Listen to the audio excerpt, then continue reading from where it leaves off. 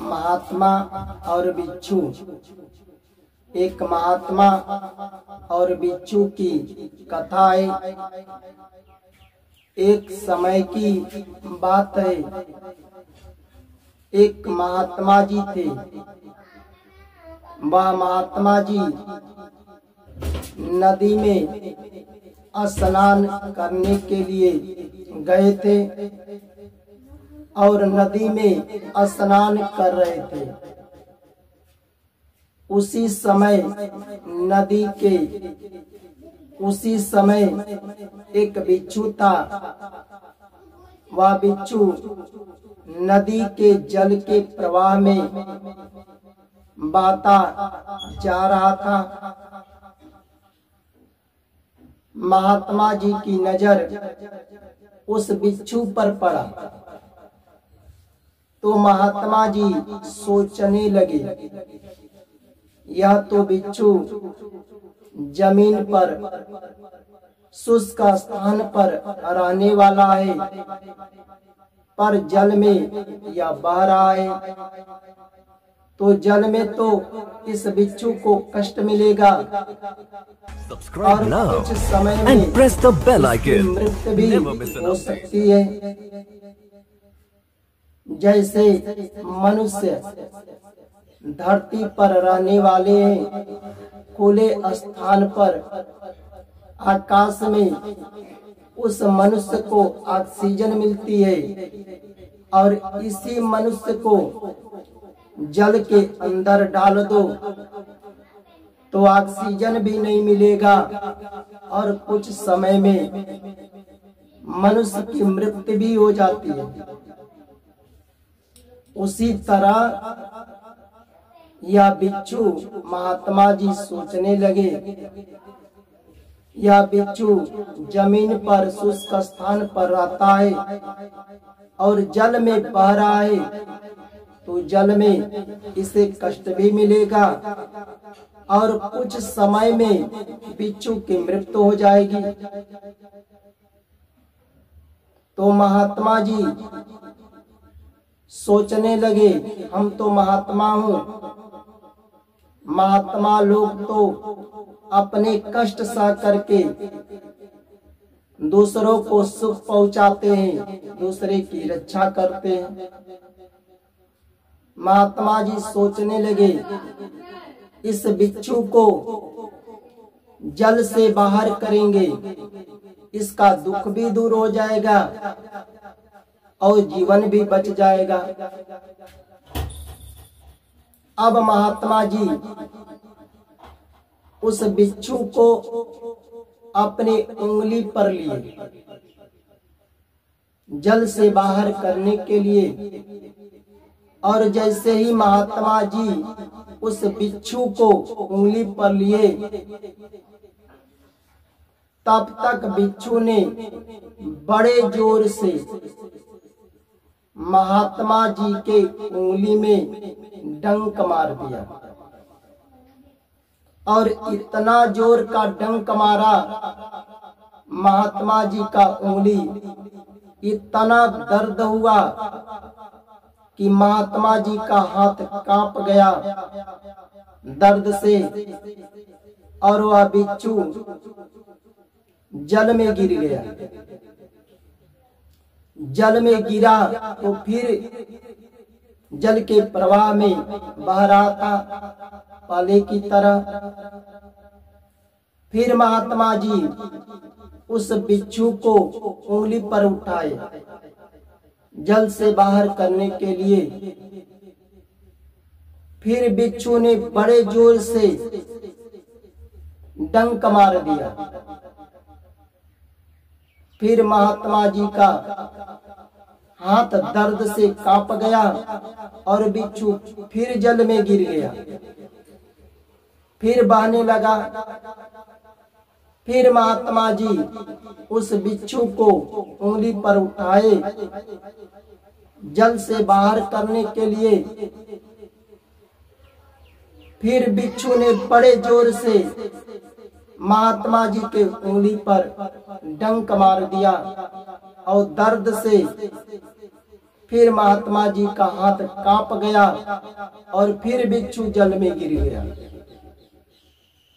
यह प्रक्रिया कम से कम सैकड़ों बार से अधिक बार हुआ, जिसकी गिनती को महात्मा जी भी नहीं गिन पाए। कितनी बार बिच्छू ने हमें मारा, और महात्मा जी जब जब बिच्छू को उंगली पर उठाते थे जल से बाहर करने के लिए, किस बिच्छू का कष्ट दूर हो जाए, तब तब बिच्छू ने डंक मारता था।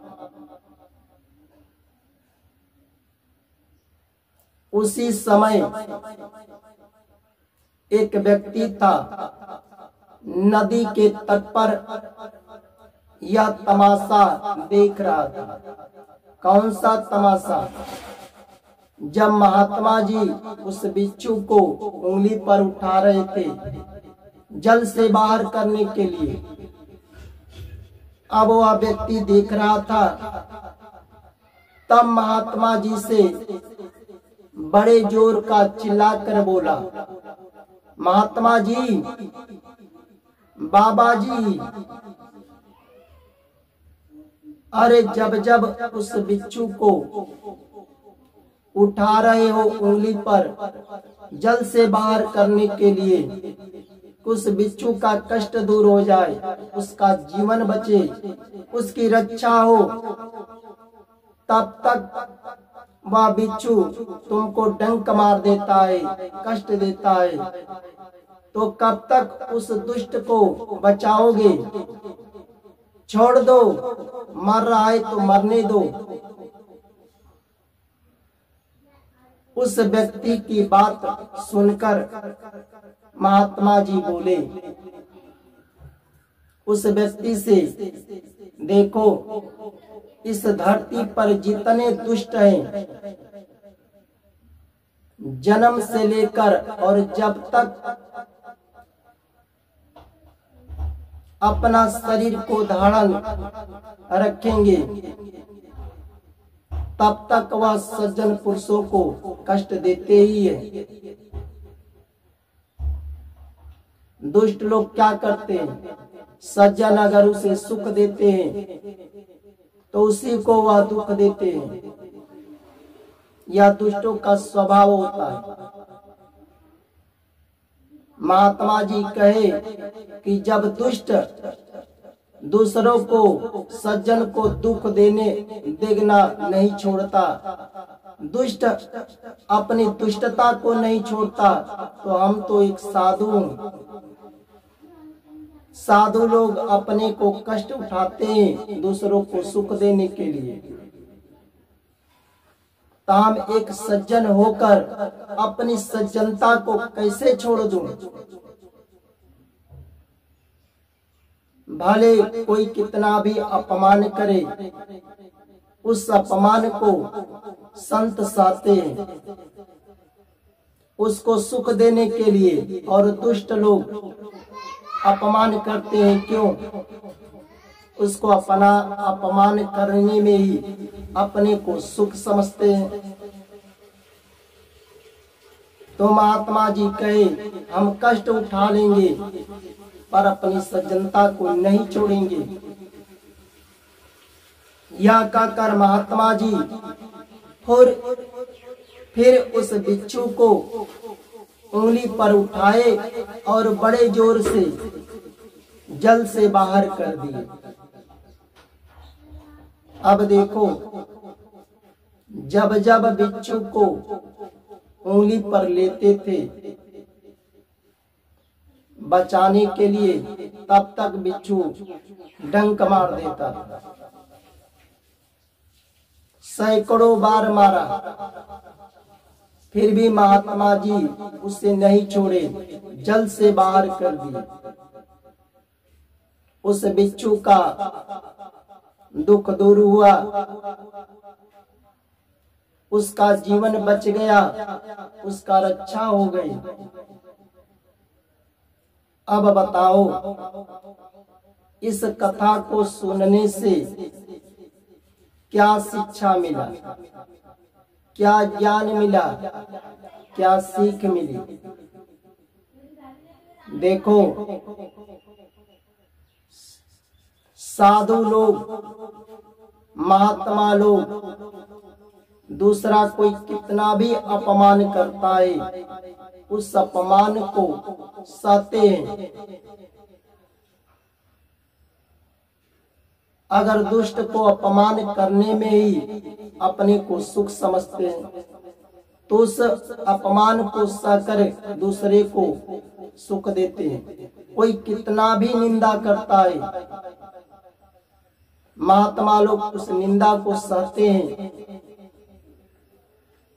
कितना भी कोई बुराई करता है, महात्मा लोग उस बुराई को सहते हैं, अपने कर्तव्य करते रहते हैं।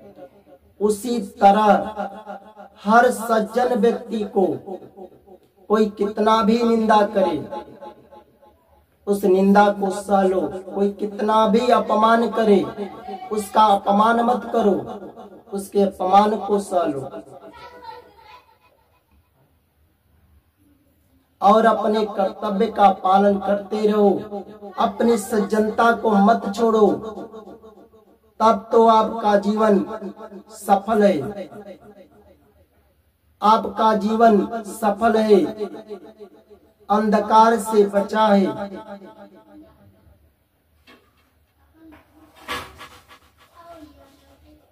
अपने स्वार्थ के लिए, अपने लोभ के लिए जो लोग दूसरों को कष्ट पहुंचाते हैं, बताओ क्या उसका जीवन कैसा है?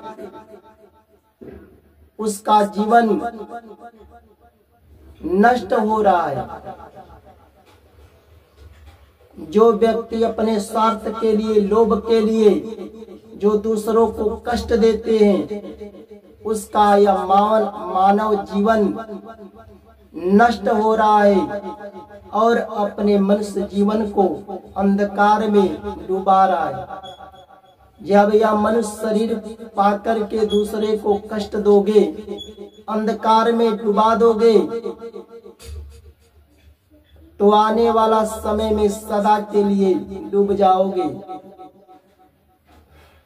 कष्ट ही कष्ट मिलेगा। शरीर छोड़ने के बाद क्या मिलेगा तुम्हें? अब दूसरे को कष्ट दिए हो, दूसरे का अपमान किए हो, दूसरे की निंदा किए हो, अपने स्वार्थ के लिए अपने सारा जीवन को अंधकार में डुबा दिए हो। अब दुख उठाने के लिए भी अन्य योनियों में तैयार हो जाओ। इसलिए सज्जन वही है जो दूसरे के कष्ट को सहता है। दूसरा कोई कितना भी कष्ट दे, उसे सहो और अपने कर्तव्य को करो। अपनी सज्जनता मत छोड़ो। कोई कितना भी आपका निंदा करे, अपनी सज्जनता को मत छोड़ो। कितना भी आपको दुख दे, फिर भी अपनी सज्जनता को मत छोड़ो। जैसे साधु पुरुष, महात्मा पुरुष का कोई कितना भी अपमान करता है, कितना भी निंदा करता है, इस धरती पर उसको कितना भी कोई दुख देता है, उसी तरह साधु पुरुष अपनी सज्जनता को नहीं छोड़ते। हर व्यक्ति को अपनी सज्जनता को नहीं छोड़ना चाहिए। जय जय श्री राधे राधे।